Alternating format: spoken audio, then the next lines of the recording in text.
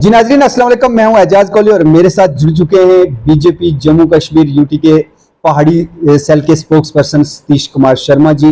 अक्सर और बेशतर किसी भी मुद्दे पे हम बात करते हैं, हमारे साथ नए नए लोग होते हैं और आज हमारे साथ पहाड़ी सेल के स्पोक्स पर्सन सतीश कुमार जी हैं। सतीश जी, सबसे पहले तो आपका हमारे इस प्रोग्राम में खैर मकदम। बहुत बहुत धन्यवाद कोहली साहब, आपने हमें बुलाया और आपने हमारा स्वागत किया, मैं आपका शुक्र अदा करता हूँ। आज जम्मू कश्मीर में मुख्तलिफ इशू पे हम बात करेंगे।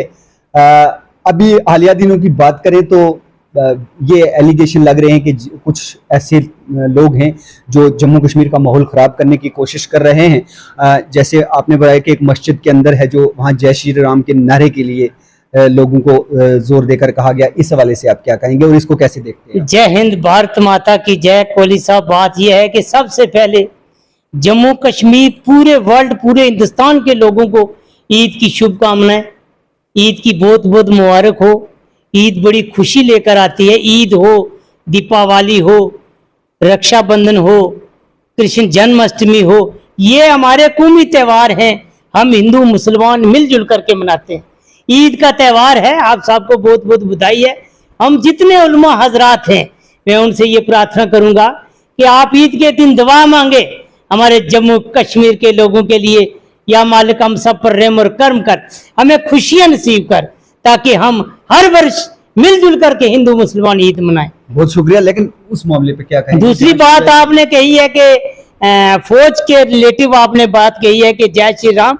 मैं आपसे ये कह देना चाहता हूं कोहली साहब, जिन लोगों ने ये एलिगेशन लगाया है, हमारी बहन है महबूबा मुफ्ती जी, जनाब डॉक्टर फारूक अब्दुल्ला साहब, उमर अब्दुल्ला साहब, ये जम्मू कश्मीर के चीफ मिनिस्टर रहे हैं।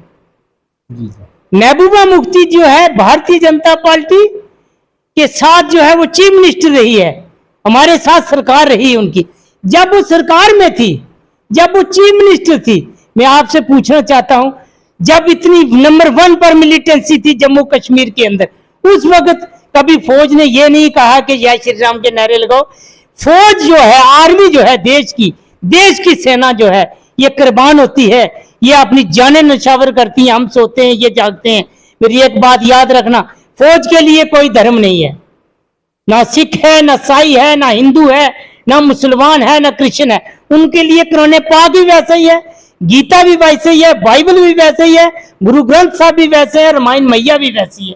फौज एक देश की सेवा के लिए है, उस पर इरिगेशन लगाना ये गलत बात है। दूसरा, आपके पास कोई प्रूफ नहीं है।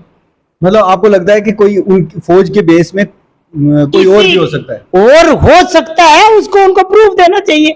मस्जिद के अंदर जम्मू कश्मीर के अंदर, कोहली साहब मैं एक बात कहूं, जम्मू कश्मीर के अंदर नंबर 1 पर मिलिटेंसी रही। 3 लाख कश्मीरी जो है, पंडित कश्मीरी जो है जम्मू में आ गए। उस वक्त ऐसी बात हमने नहीं सुनी है।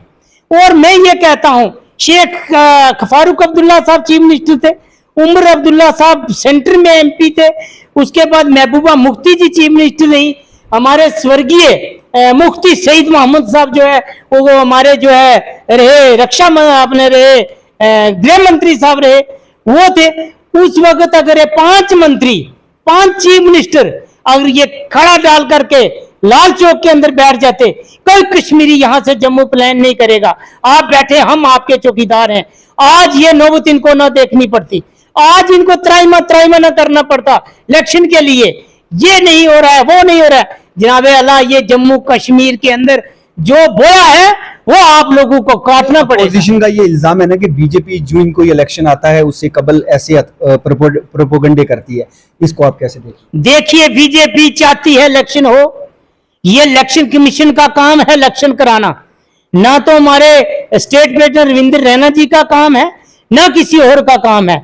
गवर्नर साहब बैठे हैं, जब इलेक्शन कमीशन कहेगा कि इलेक्शन है तो हम सब तैयार हैं इलेक्शन के लिए। कौन चाहता है इलेक्शन ना हो? कौन चाहता है जम्मू कश्मीर में जमहूरियत बहाल ना हो? कौन चाहता है, आप मुझे बताएं। लेफ्टिनेंट गवर्नर साहब बैठे हैं, जब तक वो बैठे हैं उनकी बात का हमें माननी पड़ेगी। वो माननीय है, उनकी हर बात का हमें जो है उनकी माननी पड़ेगी। और जो काम हो रहे हैं 9 साल बेमिसाल, जम्मू कश्मीर के अंदर बहुत से काम हुए हैं। कोहली साहब, आप देखें कि जम्मू कश्मीर के अंदर रोडों का जाल बिछ चुका है। हमारे जुगल किशोर शर्मा जी MP थे, अभी खटाना साहब भी एमपी हैं, मगर जो जुगल किशोर साहब ने रोडों का जाल बचाया जम्मू से पुंछ तक, आप देखें 4 लेन हर जगह में टेंडर बन रहा है। ये जो हमारा रोड कश्मीर का है, इसका भी टेंडर जो है वो भी बन जाएगा विद इन डेज, उसका भी काम चालू होगा। जम्मू कश्मीर के अंदर भारतीय जनता पार्टी ने कोई कसर नहीं छोड़ी है। ये किसने बनाया है? सरपंच, पंच, डीडीसी, बीडीसी, ये किसने? हमारी सरकार ने बनाया है। भारतीय जनता पार्टी सरकार ने 15-20 साल के बाद इलेक्शन करा के। आपने खटाना साहब की बात की, राज्यसभा मेंबर, जम्मू में उनको स्टेज पर नहीं बिठाया गया तो अपोजिशन लोगों ने, गुज्जर कबीले के लोगों ने काफी इस पे आक्रोश किया कि उनको क्यों नहीं स्टेज पर बिठाया गया। इसको आप कैसे देखते हैं? देखिए, खटाना साहब एक बहुत महान हस्ती है। हमारे माननीय गृह मंत्री साहब आए हुए थे, अभी माननीय राजनाथ सिंह रक्षा मंत्री जी भी आए हुए हैं। मैं खटाना साहब एक बहुत महान हस्ती है, उनका बहुत सम्मान है पार्टी के अंदर। भारतीय जनता पार्टी के अंदर वो एमपी हैं। उन्हें पुंछ, मेंढर, सुरनकोट का दौरा किया, उनका दौरा सक्सेसफुल रहा, अच्छा रहा, लोगों ने उनके ऊपर विश्वास जताया, लोगों ने उनका स्वागत किया।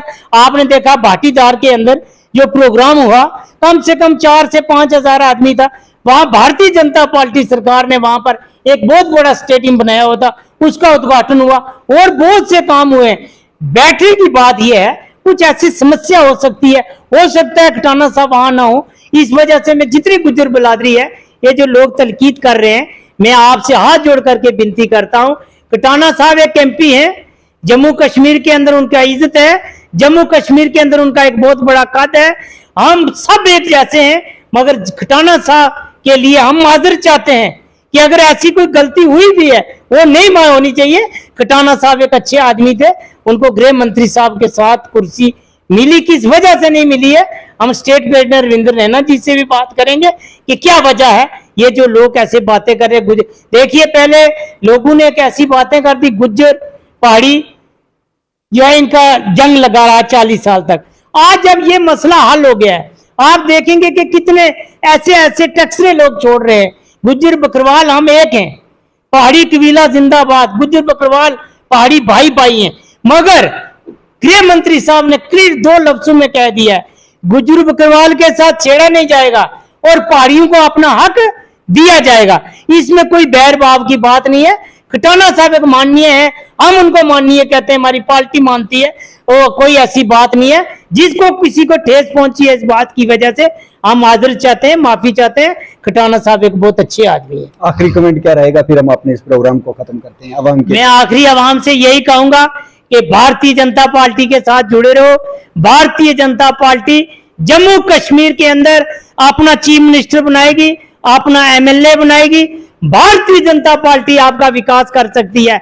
जो 70 साल में नहीं हुआ है वो भारतीय जनता पार्टी ने 9 साल में करके दिखाया। कटाना आपने कोहली साहब, एक बात मैं और कह देता हूं कि आज आप देखें, मैं हॉस्पिटल में जाता हूं या किसी जगह में भी जाता हूं, आज उस तेजस्वी प्रधानमंत्री श्री नरेंद्र मोदी जी ने 5 लाख का कार्ड हर आदमी के पॉकेट में डाला है कि जाओ हॉस्पिटल में बीमार हो, किसी की सिफारिश नहीं जरूरत है, किसी की सिफारिश नहीं चाहिए, वो जाएंगे अपना इलाज कराएंगे।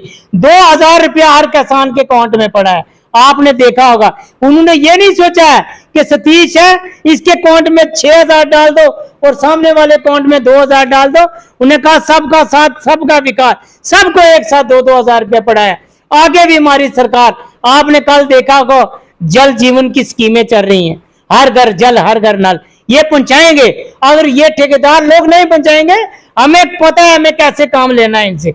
मैं एक बार फिर जनाबे डीसी साहब से गुजारिश करूंगा, ये जितनी स्कीमें चल रही हैं, जनाबे डीसी साहब आप बड़े ऑनेस्ट आदमी हैं, मैं जनाब से गुजारिश करूंगा कि मेंढर में जो है आपकी नजर होनी चाहिए। मेंढर में एक छोटा सा दरबार करें, हिंदू मुसलमान का भाईचारा है, हम आपके सामने अपनी समस्या रखेंगे। ये जितने ग्राम के लोग हैं वो समस्या रखेंगे। जैसे वीडियो दफ्तर में चले जाओ, वहां भी बड़ी दुश्वारियां हैं, परेशानियां हैं, लोग दुखी हैं। इसलिए जो हमारा स्टाफ नहीं है वो पूरा करें। मैं पहले भी कहा है, आज भी मैं कहता हूं, हमारे सिस्टम बहुत अच्छे हैं, सिर्फ उनको चलाने के लिए जो है अच्छे ऑफिसर चाहिए। हमारे ऑफिसर भी अच्छे हैं, एडमिनिस्ट्रेशन बहुत अच्छी है।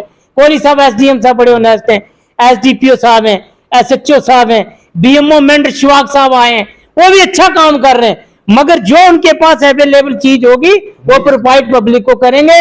मैं एक बार फिर डीसी साहब से कहूंगा, सीएमओ पुंछ से कहूंगा, हमें 2 डॉक्टरों की सख्त जरूरत है।